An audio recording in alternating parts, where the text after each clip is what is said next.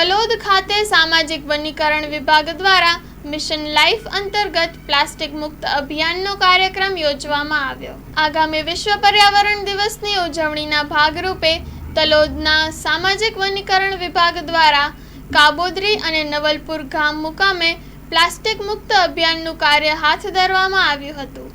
આ કાર્યક્રમમાં તલોદ ફોરેસ્ટ વિભાગના કર્મીઓ ગ્રામજનો સહિત પ્લાસ્ટિક ભેગું કરીને પ્લાસ્ટિકનો નાશ કર્યો હતો। Story report by Dilip Parmar, Talod, Sabarkantha.